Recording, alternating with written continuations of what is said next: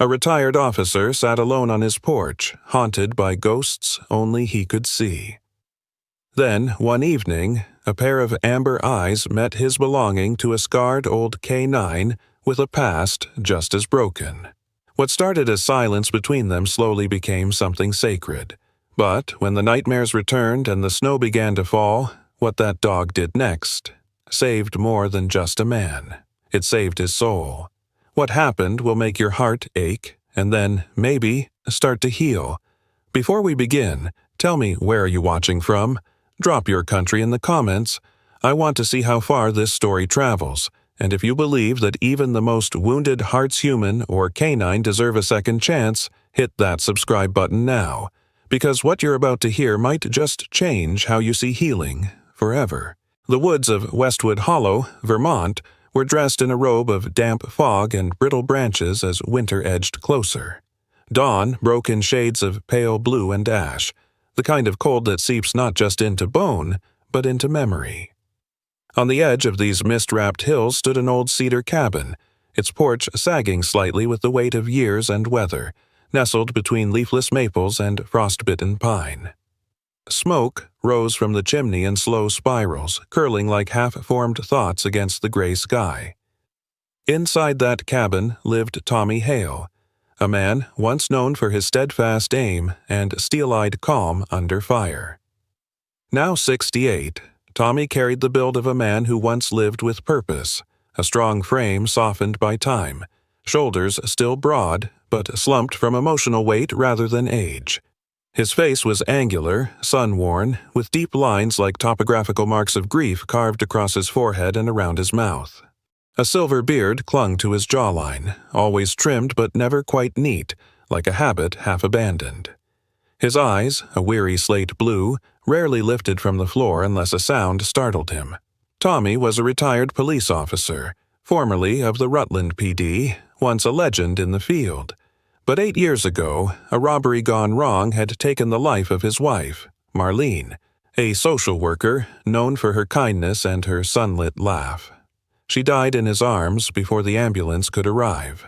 That night, something inside Tommy fractured. He left the force within the month, selling their suburban house and retreating into the forest like a wounded animal. Since then, insomnia had been his most faithful companion. Nightmares were frequent and loud. In sleep, he shouted names. In waking, he sometimes forgot what day it was. The townspeople of Westwood Hollow knew of Tommy but rarely saw him. He only came into town once a month, usually for canned goods, woodworking supplies, and black coffee, never staying long. The only consistent contact he had was with Carol Whitaker. Carol, 55, ran The Hearth and Crumb, the local bakery at the corner of Main and Birch. Tall and wiry, with auburn curls pinned under a faded kerchief, she had sharp cheekbones and gentle eyes. Her smile was slow but genuine, especially when talking to children or handing out pastries. She had lost her son, Peter, 6 years ago. He was an officer too killed during a high-risk search warrant in Chicago. It left her with an ache only softened by flour, cinnamon, and the stray dogs she took in behind the shop. This morning, Carol wasn't bringing bread.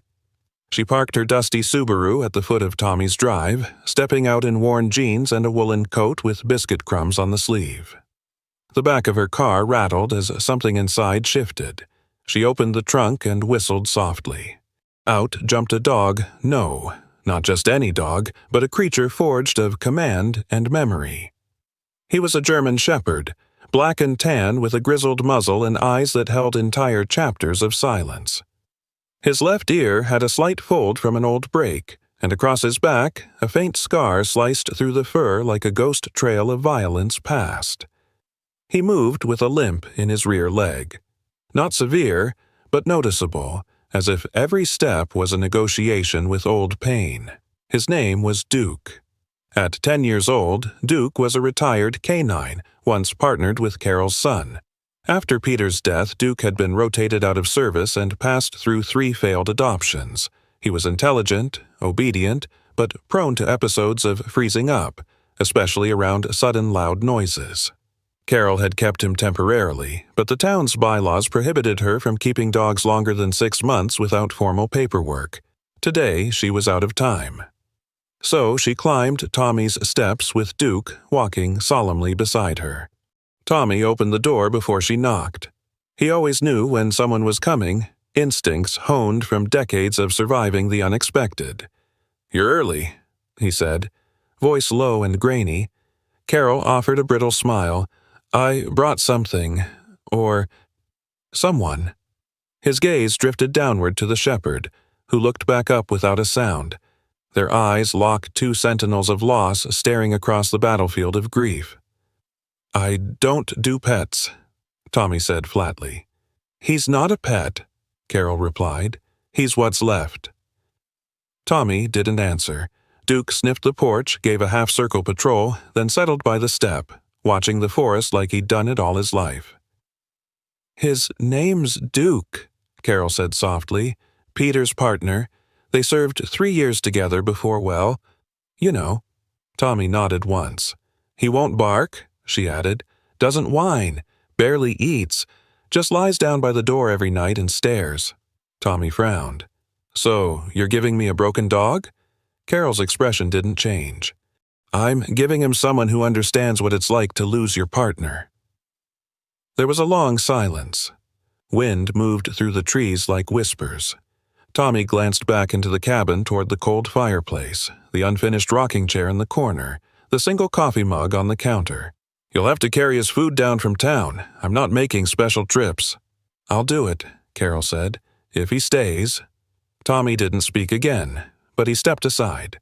Duke didn't need a command. He walked past the threshold on his own, took one slow lap around the small cabin interior, then sat near the hearth like it had always been his place. Carol didn't say thank you. She simply touched the frame of the door gently once and turned back down the path. As the fog thickened and snowflakes began to drift down like silent blessings, Tommy shut the door. Inside, Duke lay down. Tommy watched him. The dog let out a low, tired sigh, one that felt like it belonged to both of them. That night, for the first time in weeks, Tommy slept. And, for the first time in years, he wasn't alone. The second night in Westwood Hollow rolled in with a bone-deep chill, the kind that slipped through the seams of windows and curled under doorways like a silent trespasser. Outside Tommy Hale's cabin, wind stirred the bare branches, brushing them against the wooden siding with dry, skeletal fingers. Inside, the fire had burned low to a soft orange pulse, and the air smelled faintly of ash, old pine, and the cedar paneling that lined the walls. Tommy lay in bed, arms crossed over his chest like a man awaiting something he couldn't name. He had always been a light sleeper, but the years had made him hypersensitive. His PTSD didn't let him rest for long stretches. Any creak, any shadow could twist into a memory. He'd fallen asleep eventually, not peacefully, but out of exhaustion, lulled by the subtle weight of Duke's presence in the next room. The dog hadn't made a sound all evening, just circled the house twice, once clockwise, once counterclockwise, and settled beside the fireplace. It was some time past 3 a.m. when the nightmare came. In the dream, it was raining. The street was slick with oil sheen and sirens were bleeding into the wind. Marlene's voice called his name and he ran, but the alley twisted endlessly, and then there was a flash, a face, a scream, the taste of copper, and finally the stillness, cold and absolute. Tommy sat up with a choked gasp, his flannel soaked in sweat. That's when he heard it, a low, resonant growl, not threatening, but sharp and alert. Duke was standing in the doorway of his bedroom, posture rigid, head slightly lowered, ears trained on Tommy like sonar. His eyes weren't angry, they were focused. A soldier on duty. As Tommy caught his breath, Duke padded slowly into the room and sat by the bed. The dog didn't demand attention, didn't nudge or whimper, just sat there, watching, present. Tommy swallowed, reaching for the water on his nightstand. His hand trembled slightly. "Guess I'm not the only one who can't sleep." Duke tilted his head faintly at the sound of Tommy's voice but remained still. Tommy hadn't had company in that room for almost a decade. not since Marlene passed. The chair in the corner still held her favorite quilt, untouched. The dresser drawer where she kept her scarves had never been opened since the day of the funeral. And yet, tonight, there was someone here. Not a person, but something better silent, steady, unjudging. He looked down at Duke and exhaled slowly. "You know what that was, don't you?" Duke let out a short breath of his own, like a sigh that understood too much. After a few minutes, Tommy swung his legs over the side of the bed. He opened the drawer of his nightstand and pulled out a small photo bent at the corners, colors faded. Marlene, standing in front of their old Chevy, squinting into the sun.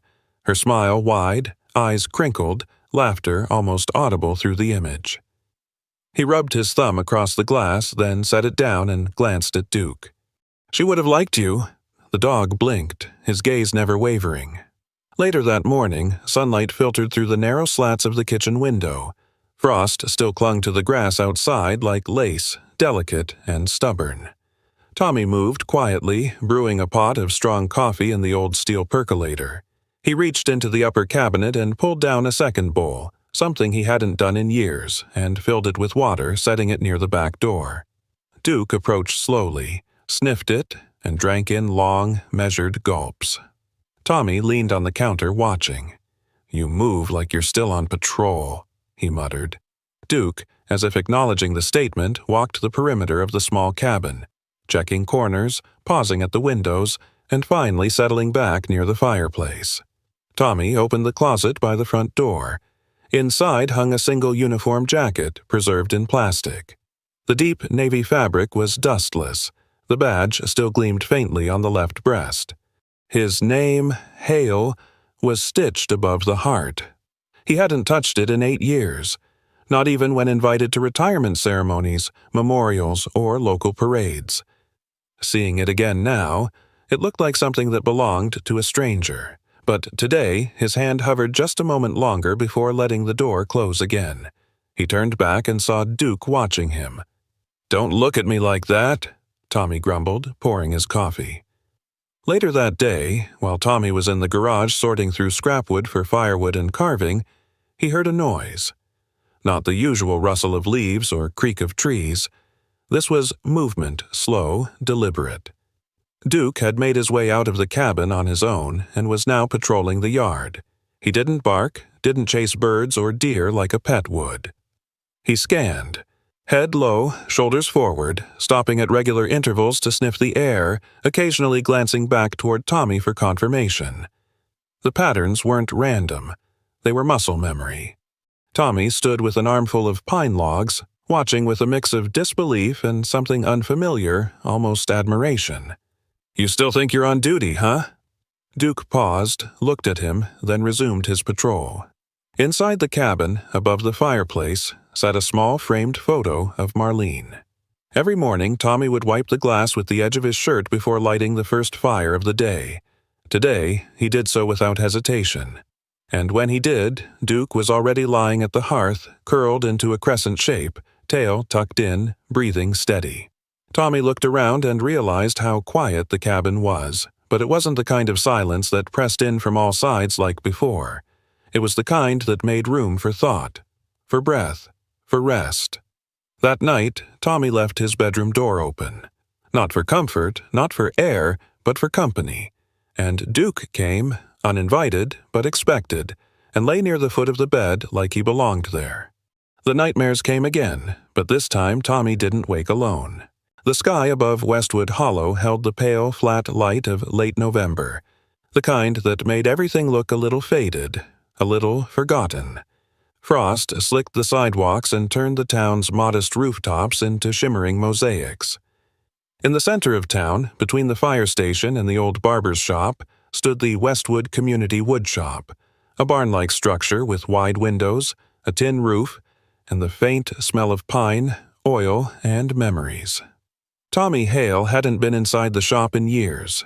It had once been his haven, a place where off-duty officers would shape table legs or fix broken furniture as a kind of therapy. He had taught classes here before, basic carving, joint fitting, even a crude form of toy making, but that was before. Before everything. Before Marlene. before the silence set in like a second skin.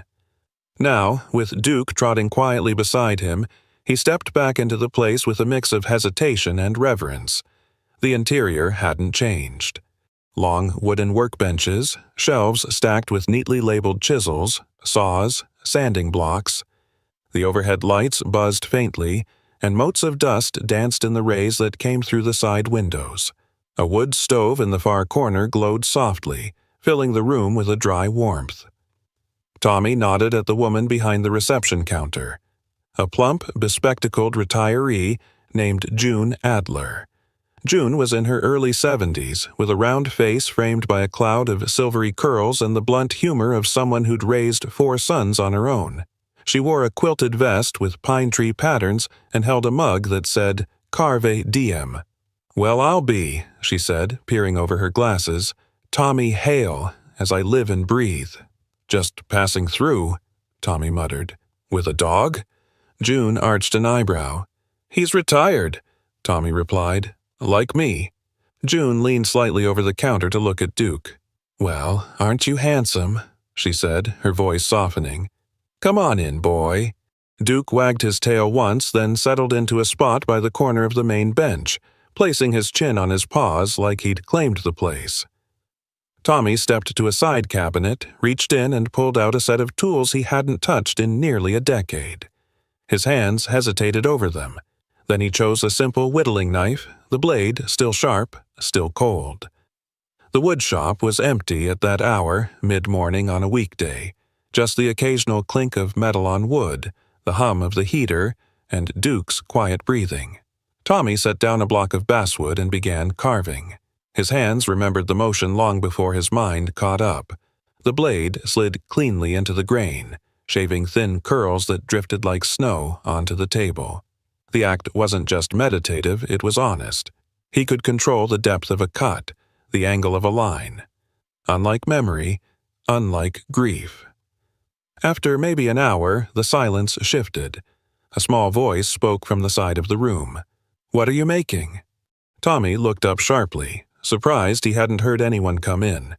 Standing in the doorway was a boy around 10, maybe 11, with a shock of unkempt dark blonde hair and freckles scattered like stars across his nose. He wore a second-hand red hoodie several sizes too large and jeans that sagged at the cuffs. His sneakers were scuffed, one untied, but his eyes, clear hazel and wide with curiosity, were unblinking. "Depends," Tommy said. "Sometimes the wood decides for me." The boy nodded solemnly, then took a few cautious steps forward. "Can I watch?" Tommy glanced toward June, who shrugged. "That's Josh," she said. "Comes by after school some days. His grandma lives across the street." Tommy looked back at the boy.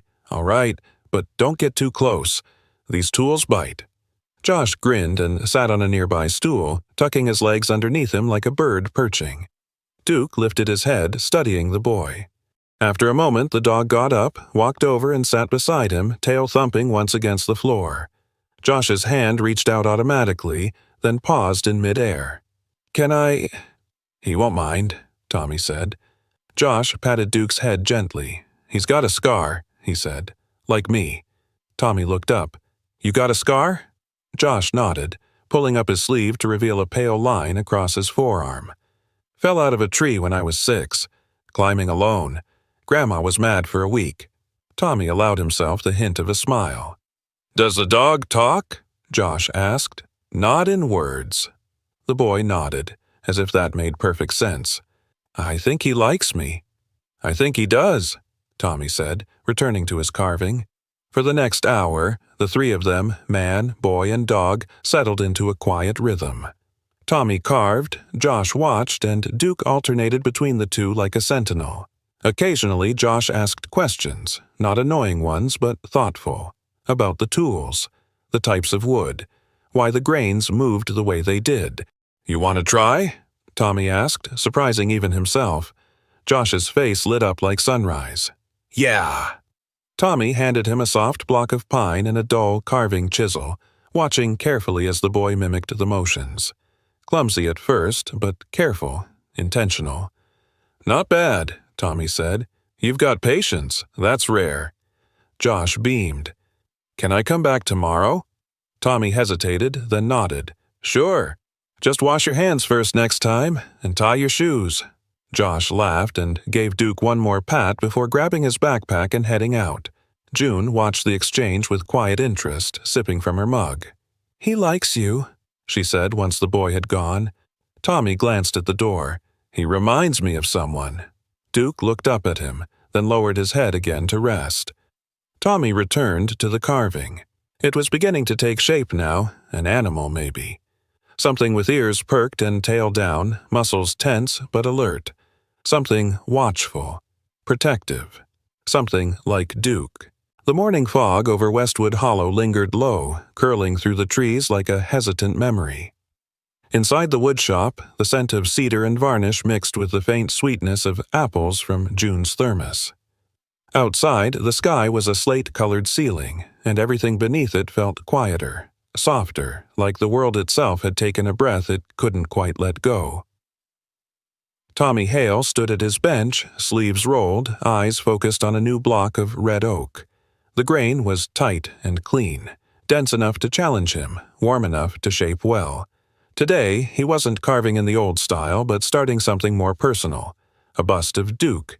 He'd outlined the ears already, long and erect, and was slowly forming the arch of the brow, the depth of the stare. It was, he told himself, just another project. But his hand trembled slightly on the blade. At his usual perch, Josh sat on a high stool nearby, legs swinging absently as he fiddled with a scrap of pine. His hoodie was different today. Blue this time, but still oversized, the sleeves pushed up to reveal skinny forearms dotted with faint bruises and healing scratches. His left wrist had a cloth bracelet with faded embroidery. J+P, a detail Tommy hadn't noticed before. Josh leaned forward, tilting his head as he studied Duke, who lay sprawled across the shop floor near the stove. The dog's eyes were half-lidded, ears still alert despite his relaxed posture. The scar along Duke's left flank was visible now beneath the short winter coat, a jagged, hairless line that caught the light when he shifted. "How'd he get that?" Josh asked, pointing toward the scar. Tommy paused his carving. "That? Yeah, it looks deep." Tommy set down his chisel and rubbed the side of his nose. "That's from shrapnel," he said quietly. "Duke was caught in an explosion during a warrant raid. His partner didn't make it." Josh's expression shifted, eyes growing round. "Was that your mission?" Tommy hesitated. "No," he said after a breath. "It was Peter Whitaker's mission. Carol's son." Josh nodded, though he didn't seem entirely satisfied. He looked back at Duke, who now had lifted his head and was watching Tommy intently. "Do dogs remember stuff like that?" Josh asked. Tommy glanced at Duke, then returned to the carving. "Yeah," he said. "They remember everything. The sounds, the smells, the fear, even the silence after." There was a long pause. "My dad has a scar," Josh said, voice dropping slightly, "but I've never seen it. He's in jail for hitting people, mostly Mom." Tommy didn't speak. The boy's tone wasn't seeking pity, just stating facts, like he was naming the weather. Duke stood slowly and crossed the room, settling beside Tommy's stool. He leaned against Tommy's leg, gaze locked forward. Josh tilted his head again. "How about yours?" Tommy blinked. "My what?" "Your scar," the boy said. "Everyone's got one, right? Even if it's on the inside." Tommy's hand paused on the chisel again. There was a reason he'd never spoken about that day. It wasn't just grief, it was shame. Guilt for being too late, for trusting a backup that never came, for holding Marlene while she bled and promising her things that couldn't be delivered. He looked at Josh. "My scar's on my back," he said slowly, "from the explosion. But the worst one isn't something you can see." Josh nodded again, slower this time. "Like me," he whispered. Tommy exhaled, the sound soft and heavy. "What's going on at school?" he asked.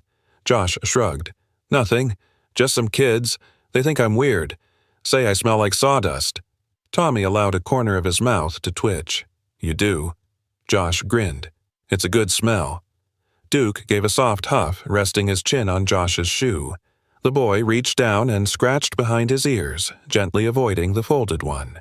A sudden, sharp noise split the quiet a heavy diesel engine roaring as a large delivery truck backfired just outside the woodshop. Tommy's body flinched before his brain caught up, heart leaping to his throat. Duke jolted upright, muscles tense, tail rigid. His body positioned sideways between the door and Josh instinctively. He didn't bark, he didn't growl, he just froze, eyes wild. Josh froze too, wide-eyed and staring at both man and dog. Tommy forced a breath through his nose, grounding himself. "It's all right," he said, more to Duke than to Josh. "Just a truck." Duke slowly relaxed, ears flicking. He circled once, then lay back down, though his eyes stayed trained on the door. Josh looked at Tommy again. "Is he scared?" Tommy nodded. "Same as I was." "You get like that too?" Tommy ran a hand through his hair. "Yeah, loud noises, sirens, backfires. They remind me of things I don't want to remember." Josh sat quiet a moment longer, then leaned closer to Duke, whispering, "It's okay. I get scared too." Tommy watched the boy, the dog, and the still air between them, the unspoken pact forming, one scarred soul recognizing another. Later, when Josh had gone and the woodshop had emptied out for the day, Tommy sat alone with the bust of Duke. The carving had taken better shape, head tilted slightly, eyes sharp. He ran a thumb down the outline of the scar on the wooden shoulder. It wasn't perfect. He didn't want it to be. He set down the tools, stretched, and turned toward the stove. Duke lifted his head. "Not bad, huh?" Tommy said. Duke blinked once, slow and deliberate. Tommy smiled, not wide, not complete, but real. The town of Westwood Hollow had dressed itself in holiday lights. Strings of yellow and red blinked softly on porches, and wreaths hung on nearly every door, their pine-scented breath curling into the frozen air. The winter festival was in full swing. Main Street bustled with bundled-up families sipping cocoa and children clutching paper lanterns in mittened hands. But Tommy Hale wasn't at the festival. He never was. Not in the 8 years since Marlene died. That night, as laughter and music floated through the hills, Tommy stayed home, seated in his armchair beside the fireplace, watching Duke sleep. The old shepherd was curled in his usual place, chest rising slowly, paws twitching as if dreaming of some distant field. Tommy had spent the day finishing the fine detailing on the bust. Now it bore Duke's alert expression, complete with the distinct scar and worn wisdom in the eyes. Josh had called it perfect. Tommy hadn't disagreed. Outside, the wind picked up, brushing snow from the trees. Tommy poured himself a modest glass of whiskey and sat with a heavy quilt across his lap, letting his mind settle. The room was warm, glowing with firelight and the faint sound of Duke's breathing. Peace, he thought. Then came the first explosion. The boom cracked across the silence like a gunshot. Then another, and the sky outside flashed red, green, gold. Fireworks. The festival finale. Duke bolted upright with a growl, legs stiff, ears back. His whole body trembled. His nails scraped the hardwood as he moved in tight circles, panting hard. His eyes were unfocused, wide with panic. "Duke," Tommy said quickly, rising to his feet. "It's just noise. You're okay. You're all right." But the dog didn't hear him, or couldn't. His mind was somewhere else now, a place of heat and thunder, a street filled with smoke and screaming. A memory sealed in his bones. Duke pushed past the front door, pawing it open before Tommy could stop him. The screen banged once, then the cold swallowed him. Tommy grabbed his coat and flashlight and ran after him into the snow. The woods were darker than usual, the fireworks still echoing through the hills in faint, distant bursts. Snow clung to the branches like frostbite. Tommy's boots sank into the soft drifts as he followed the dog's tracks, breath forming clouds in front of him. The flashlight beam bounced over tree trunks and scrub brush, but there was no sign of Duke. "Duke!" he called, voice cracking. "Come back! It's over!" But there was only wind. The trail curved east toward the creek that split the woods toward the old wooden footbridge that hadn't seen regular use in years. Tommy slowed when he saw it, heart pounding. The bridge was narrow, with planks weathered and soft in the center, its railings coated in frost. Beneath it, the water had mostly frozen over. And there, beneath the bridge, tucked into the shadow where moonlight couldn't reach, was Duke. The shepherd was curled tightly against the stone support, shivering. His tail was tucked, ears flat, breath quick and shallow. He didn't look up when Tommy approached. Tommy crouched beside him, ignoring the cold that crept into his knees. "You're all right," he murmured, placing a hand gently on Duke's back. "I'm here." Duke whimpered, the sound raw and almost human. "I know," Tommy whispered. "I know." For a long moment, neither of them moved. Then, slowly, Tommy slipped his arms under Duke's weight, surprised at how much muscle had faded under the old dog's fur, and lifted him into his arms. The gesture was stiff at first, unfamiliar. He hadn't held anything this close since Marlene. But as he walked back through the woods, holding the trembling body against his chest, the weight felt natural. Back at the cabin, he laid Duke on a blanket near the fire, covering him with another. He rubbed his side until the tremors slowed, then sat beside him, silent, watching. The next morning, a soft knock came at the door. It was Josh. His cheeks were pink from the cold, and he held something small in a cloth bundle. "I made something," he said, stepping inside. "It's for you." Tommy raised an eyebrow. "What is it?" Josh unwrapped the bundle and held up a small pendant carved from cedar rough-edged, but precise. It was Duke's head, captured in miniature, scar and all. Around the edge, carved in shaky letters, were the words, "Thank you for letting me in." Tommy stared at it, then cleared his throat. "You made this?" Josh nodded, beaming. "Took me 3 days. June let me stay late." Tommy turned the pendant over in his hand. It was imperfect, slightly crooked, but somehow beautiful. "Thanks, kid," he said, softer than he meant to. Josh knelt beside Duke and ran a hand over the dog's ears. "He okay?" "He will be," Tommy replied. "We both will." That night, Tommy dreamed again. But it wasn't the alley, or the sirens, or Marlene's fading breath. This time, he was walking through a forest dappled with golden light.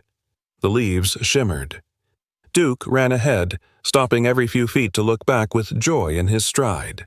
Laughter echoed in the trees, soft, familiar. A voice called his name, not in fear, but in invitation. Tommy woke with tears on his cheek and warmth in his chest. The nightmare hadn't come.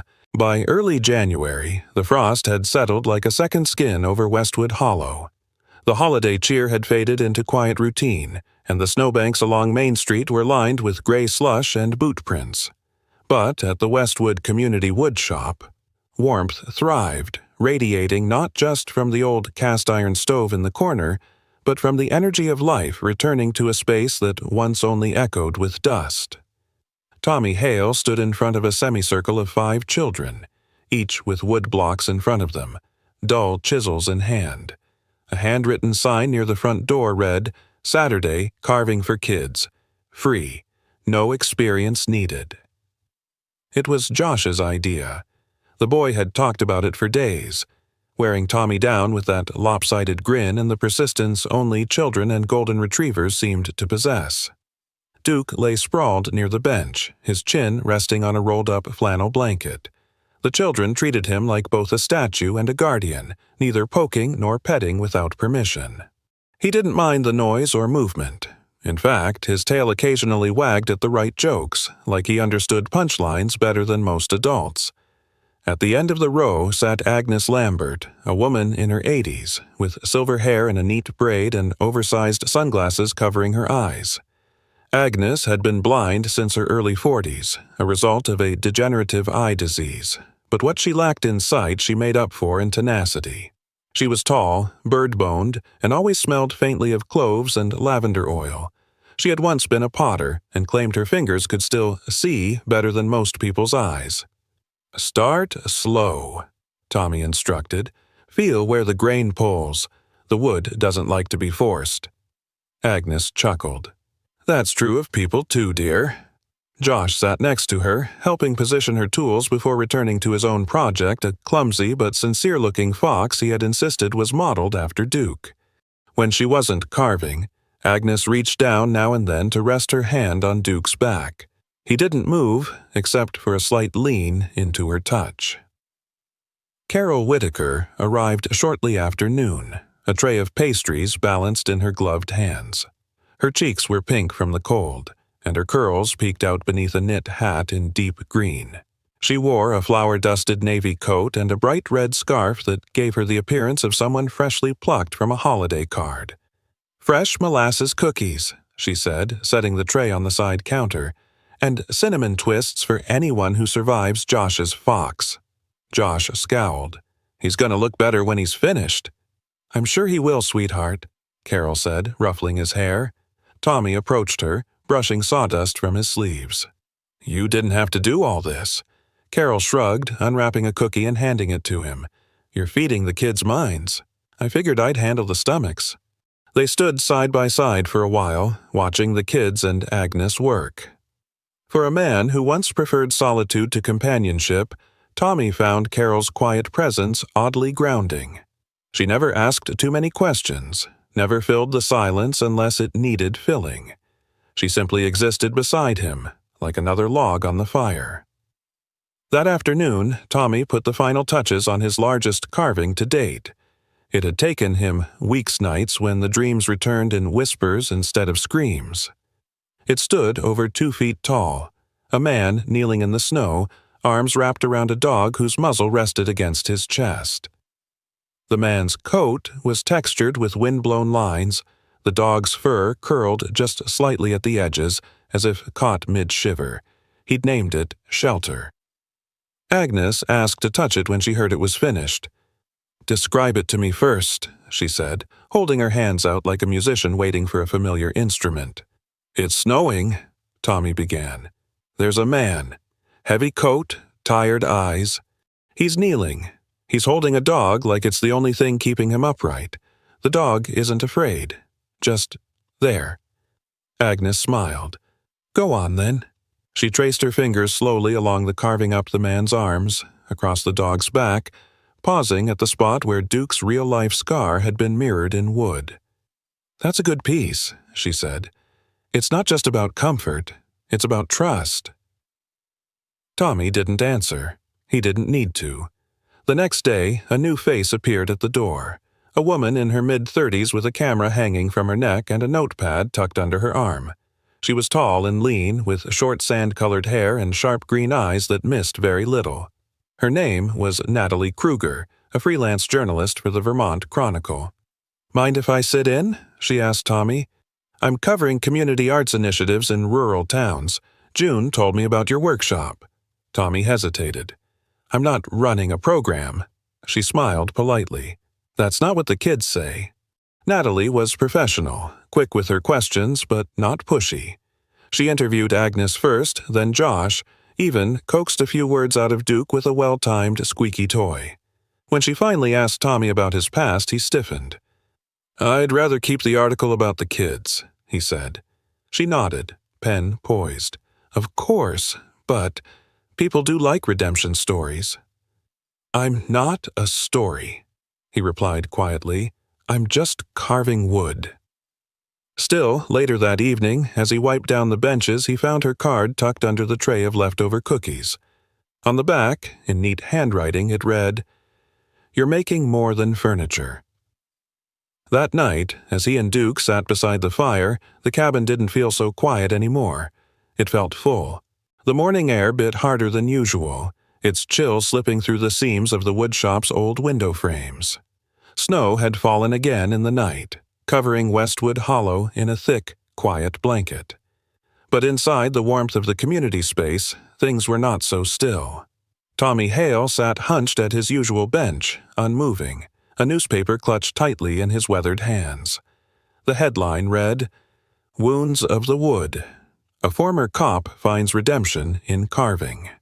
Below it was a photograph of him standing beside the shelter sculpture, Duke at his side, eyes half closed in the glow of the shop light. The article, written by Natalie Kruger, had been published in that morning's issue of the Vermont Chronicle and had already been shared across several online outlets. It painted Tommy as a tortured hero, haunted by past loss, quietly rebuilding his soul with chisel and blade. It mentioned Marlene, the explosion, the PTSD, even Duke's military service and Peter Whitaker's death. All of it was true, and none of it was hers to tell. Tommy's jaw tensed. He hadn't given consent. Natalie had said she wouldn't dig, but somehow she had. Interviews with townsfolk, archived reports. She'd even spoken to Carol. He folded the paper and set it aside without a word. And at his feet, Duke raised his head, sensing the tension. He let out a small grunt, then stood slowly, his hind legs stiff, his gait slower than it had been just a few weeks ago. The scar down his side seemed to sag with his weight now, the skin there, thinner, older. Tommy didn't look at him. Instead, he walked out of the wood shop without a coat, letting the cold snap at his neck, and left Duke behind. The next few days passed in a blur of silence. Tommy stopped showing up for the Saturday workshop. June handled things in his absence, saying he had personal matters to attend. Josh asked more than once where Tommy was. Carol didn't answer. Agnes merely pressed her lips and said, "Sometimes people go quiet before they find the right words." Duke spent most of his time by the hearth, rarely leaving his spot. When Tommy passed him in the cabin, he said nothing. No pats, no commands, not even eye contact. The distance was worse than yelling. On the fourth night, as snow fell thick again outside the cabin windows, Duke limped into the bedroom and dropped something at the foot of Tommy's bed. It was a stuffed chew toy, once a plush fire hydrant, now threadbare and faded, one of Duke's earliest toys, which he'd carried from assignment to assignment during his working years. Somehow, it had survived relocations, war zones, and 3 failed adoptions, and now it sat on Tommy's floor like an apology. Tommy stared at it for a long time. Later that same week, something unexpected happened. A man in a dark brown parka with military posture stepped into the woodshop mid-morning. He was around 50, with a trim salt and pepper beard, crow's feet at the corners of sharp blue eyes, and a voice that carried authority even in a whisper. "Tommy Hale?"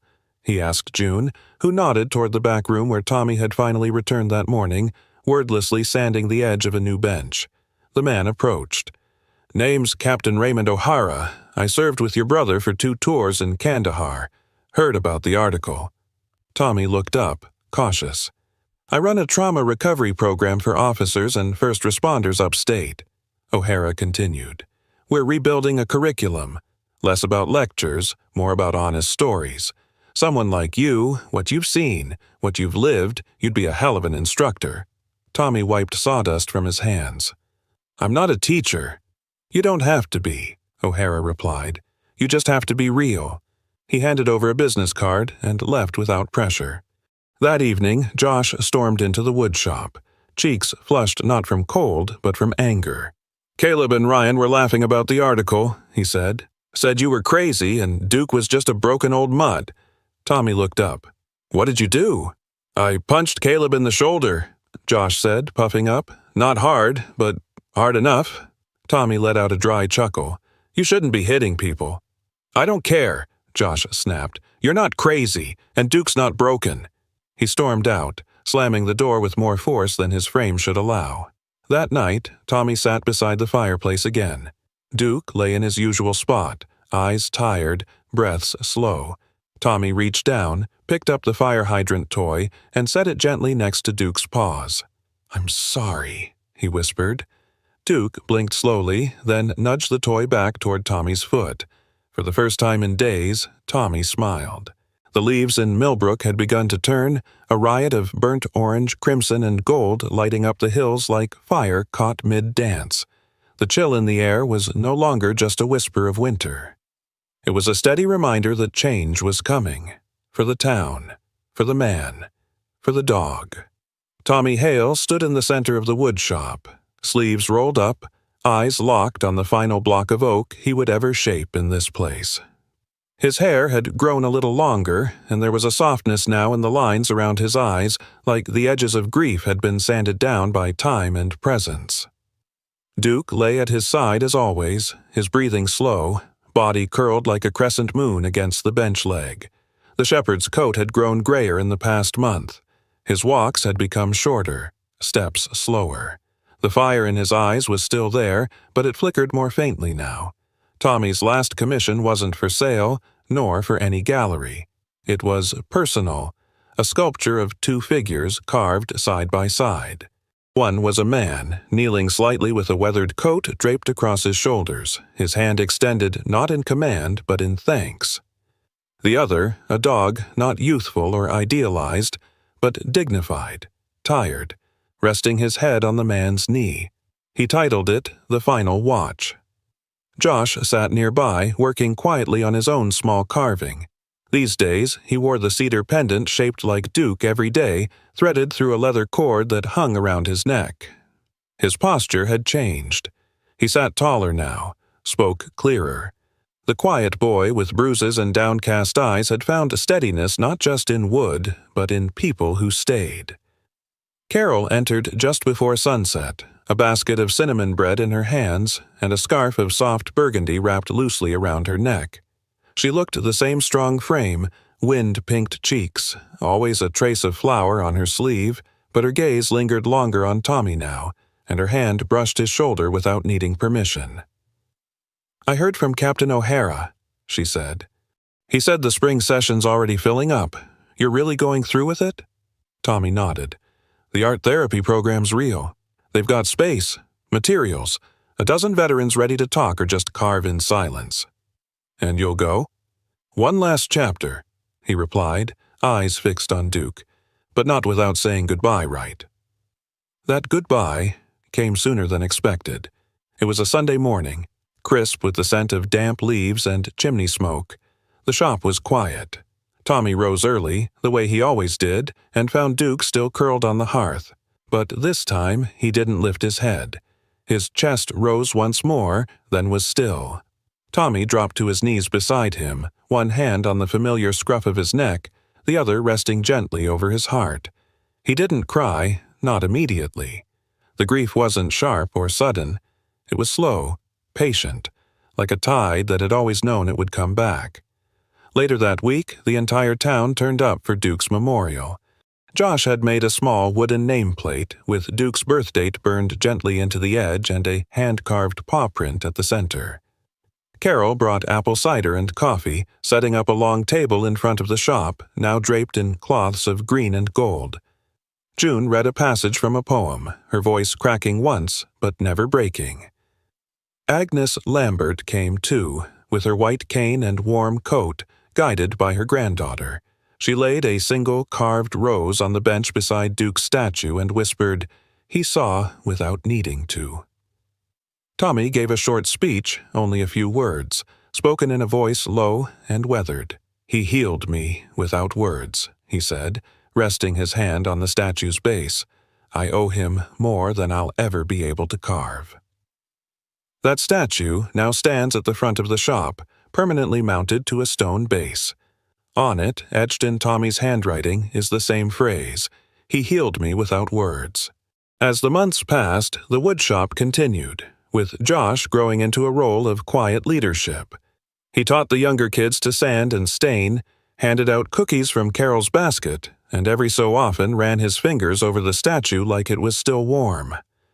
Tommy packed his tools into an old canvas bag and drove north to the foothills where Captain O'Hara's program waited. There, he opened the doors to a new studio, simple, sunlit, smelling of fresh pine, and began what he called Duke's Bench. It wasn't just a name, it was a promise. The veterans who came didn't always want to talk. Some didn't want to be touched. But all of them listened when Tommy told stories, not about war or loss, but about learning to carve again, learning to rest, learning to sit in silence beside something that understands pain and still chooses to stay. And on one wall of the new workshop hung a photo an old shepherd lying beside a fire, eyes half closed, forever on watch.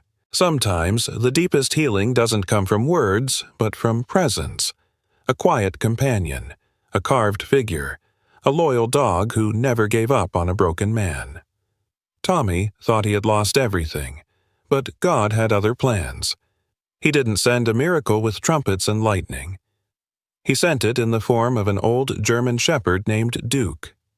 Duke didn't just guard Tommy's home, he guarded his soul, and when the time came, he left not with sorrow, but with purpose fulfilled.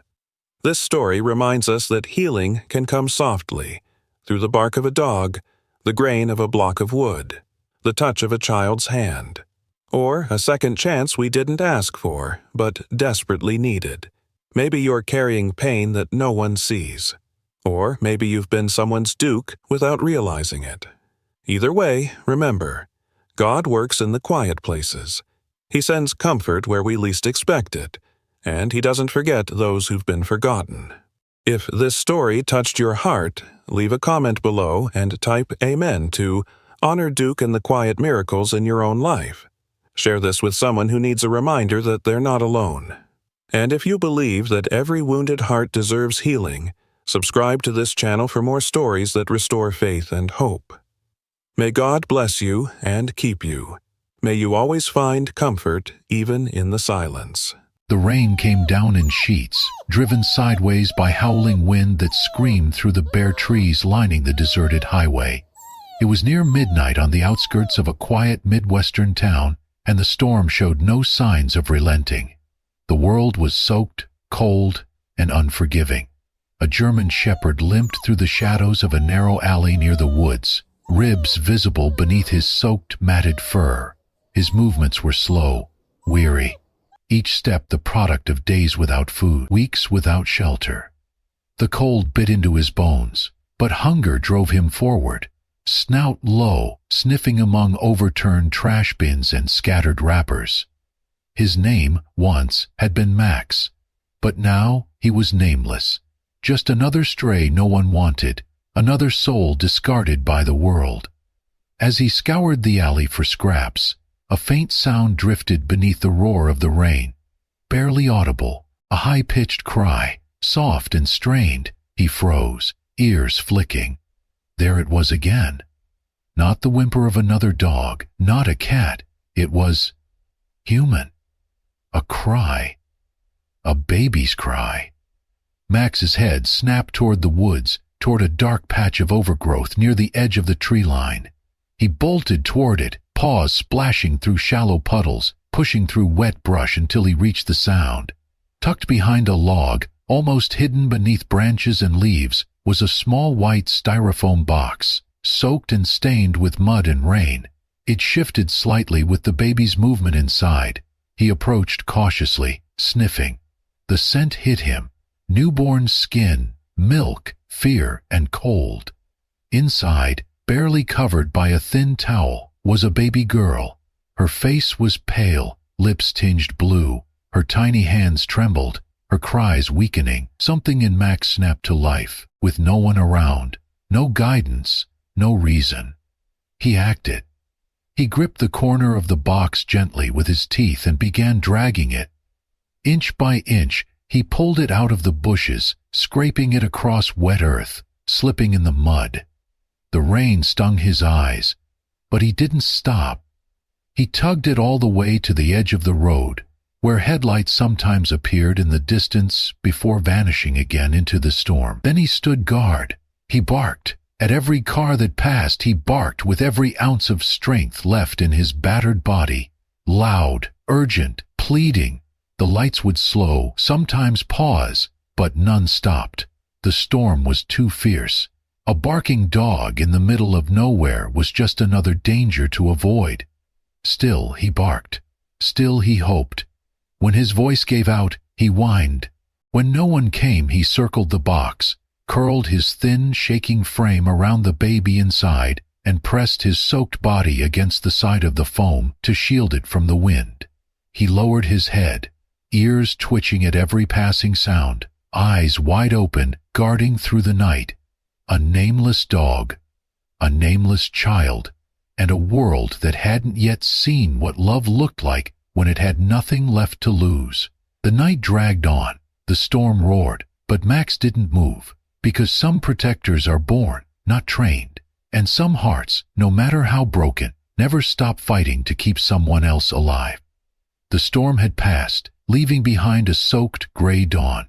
Clouds still loomed above, heavy and low, but the worst was over. Puddles shimmered on the road, and leaves clung to every surface like nature itself had shuddered overnight. The world was wet and quiet, holding its breath after a night of chaos. Grace Thompson, a soft-spoken woman in her early 50s, zipped up her raincoat and stepped out of her driveway, umbrella in one hand, purse in the other. She had worked the morning shift at the local diner for over 20 years, same route, same rhythm, but nothing about this morning was ordinary. As she neared the bend just before the main road, she noticed something odd. In the distance, near the edge of the highway, a figure lay motionless, curled beside what looked like a plastic bin.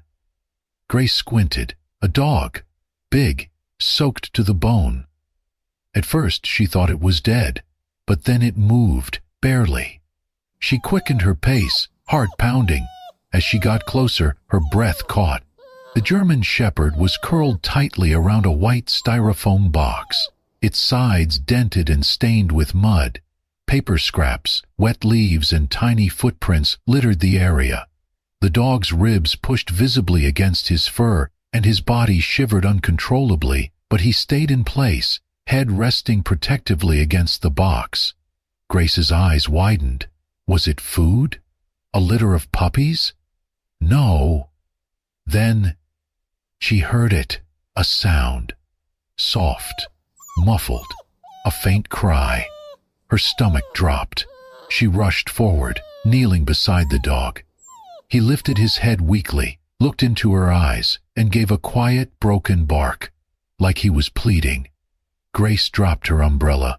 With trembling hands she pulled the lid off the box. Inside lay a newborn baby girl, barely moving, her tiny lips parted in a feeble gasp. Her skin was ice cold, her face pale, and her thin blanket soaked through. But she was alive. "Oh my God," Grace whispered, hand flying to her mouth. She fumbled for her phone, dialing 911 with fingers that could barely press the screen. "This is an emergency. I found a baby and a dog. I think he saved her." Within minutes, sirens echoed through the morning. An ambulance skidded to a stop on the wet pavement, followed closely by a police cruiser. EMTs rushed in, wrapping the infant in heated blankets, checking her vitals, whispering words Grace couldn't hear. One of them, after glancing into the box, looked up at Grace with disbelief in his eyes. "This dog kept her warm all night?" he asked. Grace nodded. "He pulled her out of the woods. He got her to the road. He stayed." The dog, still trembling, eyes heavy, was carefully lifted and wrapped in a thick rescue blanket. Grace gently stroked his head. "You're a good boy," she whispered, tears welling in her eyes. "You're her angel." The baby girl was later stabilized and placed in intensive care. Doctors said her survival was a miracle. If she'd been found even an hour later, it might have been too late. They called her Mira, meaning miracle. The dog, once nameless, was dubbed the Guardian. News spread fast. The local paper ran the headline, "Stray dog pulls boxed baby into street, saves life in storm." By that evening, photos of the soaked dog and the baby wrapped in the medic's arms flooded social media. Twitter lit up. Facebook groups shared the story with captions like, "Not all heroes wear capes. Some have paws. Guardian angel on 4 legs." He had no collar, no home, but to Mira, and to everyone who now knew the story, he was everything. The hospital room was warm and filled with quiet beeping. Tiny Mira lay curled in her incubator, wrapped in soft pink blankets, her chest rising and falling with steady rhythm. Nurses called her the miracle baby, and they weren't exaggerating. After just a few days of round-the-clock care, warmth, and nourishment, Mira began to recover at a pace that surprised even the doctors. Grace visited every day, sitting beside her, humming lullabies, whispering little promises. "You're safe now, sweet girl. We've got you." In a different wing of the facility, at a nearby veterinary clinic, Guardian was receiving his own care. The vets found signs of old injuries, possibly from abuse, along with advanced malnutrition and a dangerous respiratory infection from the cold. He was quiet during the exams, eyes watching everyone but never resisting. He only reacted when someone opened the door. His ears would perk up, like he was hoping to see her. After both Mira and Guardian were declared stable, Grace, still shaken from the discovery but deeply moved, did something few would expect. She filed paperwork to temporarily foster them both. Not forever, she told the social worker, just until the world makes sense again. Her request was approved, and the first night she brought them home, something shifted. Mira, bundled in her tiny crib near the living room window, stirred and fussed. Guardian patted over slowly, his frame still thin but steadier now. He sat beside the crib and gently rested his head on the edge. Mira calmed instantly. It became their ritual. Wherever Mira went, Guardian followed. During the day, he lay beside her crib or curled beneath her stroller. When she cried, he would lick her hand until she giggled or drifted back to sleep. When Grace sat with Mira in her arms, Guardian would lie at their feet like a silent, devoted shadow. One morning, as Grace folded laundry on the couch, she heard a sharp squeal of laughter. She turned, startled. Guardian was nudging a small plush ball toward Mira's crib with his nose. It bounced gently against the rail, and Mira burst out laughing. Her very first laugh. Grace pressed a hand to her chest, tears welling. "You too," she whispered. "You're already a team." Then came the night that solidified that truth. It was almost 2 a.m. Grace was deep in sleep when Guardian suddenly bolted from his spot by the crib. He sniffed at Mira, then let out a low, urgent bark. Mira wasn't breathing. Guardian barked louder, ran to Grace's bedroom and jumped onto the bed, yanking at her blanket with his teeth, then barking again, faster, sharper. Grace jolted awake. "Guardian, what?" She followed him, heart hammering, to the crib. Mira's face was red. Her lips were blue. Grace didn't hesitate. She called 911 with trembling fingers and began CPR as the dispatcher guided her. Paramedics arrived within minutes. Mira had suffered an acute allergic reaction, a rare one, sudden and dangerous. Later at the hospital, a pediatrician approached Grace with a look of grave honesty. "If you'd found her even 5 minutes later," he shook his head, "she wouldn't have made it." Grace sat beside Mira's hospital bed all night, holding the baby's hand in one and Guardian's paw in the other. "You did it again," she whispered to him. "You saved her. Again." The dog didn't move, but his eyes never left the crib. He had no words. He didn't need them.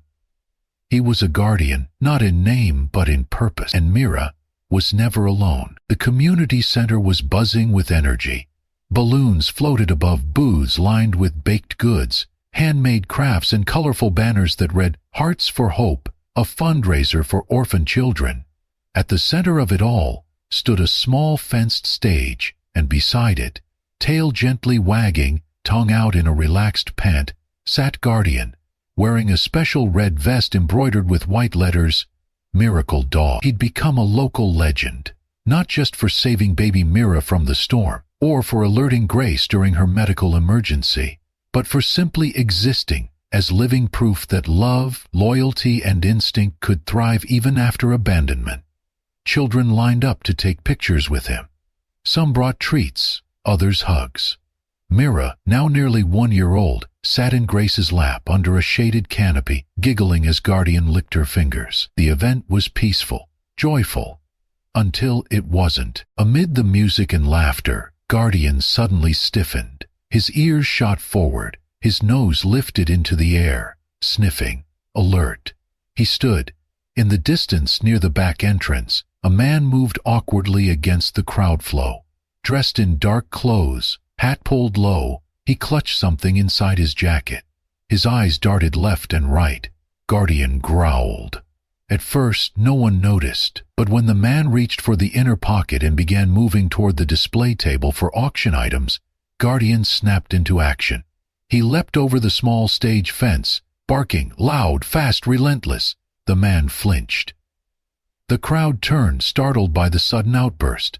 Guardian didn't hesitate. He charged, intercepting the man just as his hand emerged with a weapon, what appeared to be a small pistol. The shepherd lunged, biting down on the man's forearm, causing the weapon to fall to the ground with a clatter. Screams erupted. Parents pulled their children back. Grace grabbed Mira and ducked behind a nearby table. The man tried to shake Guardian off, but the dog held firm, barking fiercely, forcing him down to the pavement. Within seconds, 2 off-duty officers who had been attending the event ran in, weapons drawn, and subdued the suspect. Later, police confirmed the man had a history of theft and violent incidents. His intent that day was unclear, but whatever it was, Guardian had stopped it before anyone could be hurt. The footage spread like wildfire. Local news anchors spoke with awe. Guardian, the stray who once shielded a baby in the storm, has done it again, this time protecting an entire crowd. The headline on the evening news read, "Twice a hero, the dog who saved 2 lives." Guardian was once again hailed as a protector, a miracle, a symbol of everything pure and instinctively good. He didn't bask in the spotlight, didn't know the world was watching.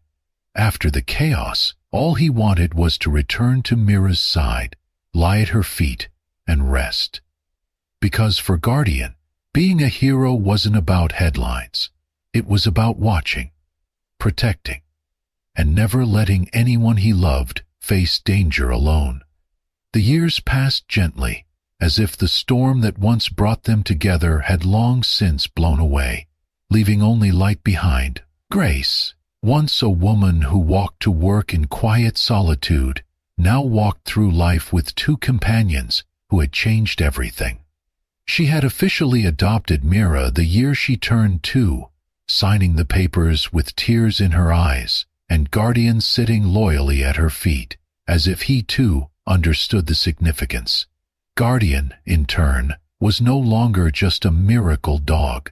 He was family. To honor the journey that began on that stormy night, Grace launched the Mira and Guardian Project, a nonprofit that provided emergency aid and long-term support for abandoned children and stray animals. The mission was simple: give second chances to those the world had forgotten. The organization flourished. Volunteers poured in, shelters partnered, fundraisers sold out, and everywhere you looked inside the rescue center, there were photos of Mira, of Guardian, of that muddy styrofoam box, and the impossible bond that saved 2 lives. Then came the day of the Animal Bravery Honor Ceremony. It was held in the town square, where Guardian stood on the small wooden stage, his coat glistening in the sun, a special medal hanging from a blue velvet ribbon around his neck. Grace held Mira in her arms as she approached the microphone. "He wasn't trained to save lives," she said, voice breaking.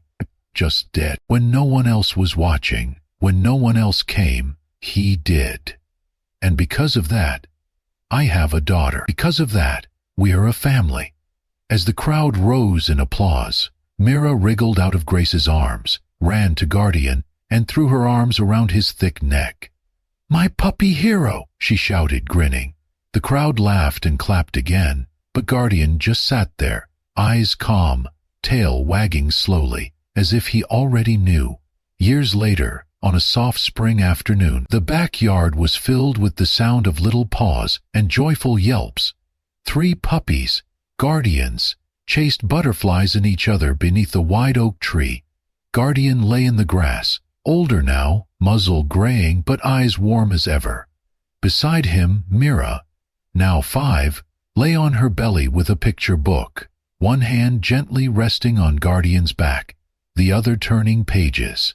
"You still love stories, huh?" she whispered, smiling. Guardian huffed softly, closing his eyes, and in that moment, peaceful, complete, there was no storm, no box, no loneliness, only the quiet legacy of a dog who had given everything and received everything in return.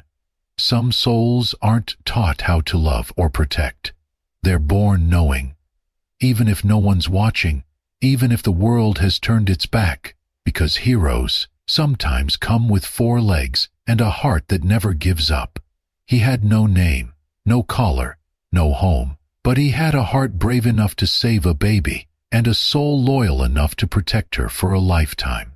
From the cold streets to the warmest place in a child's heart, Guardian reminded us that true heroes don't ask for recognition. They just show up, again and again. If this story touched your heart, don't forget to like, share, and subscribe to Amazing Paws Stories, where we bring you the most powerful true stories of love, loyalty, and the animals who change our lives forever. Because sometimes, the ones the world throws away are the ones who save it.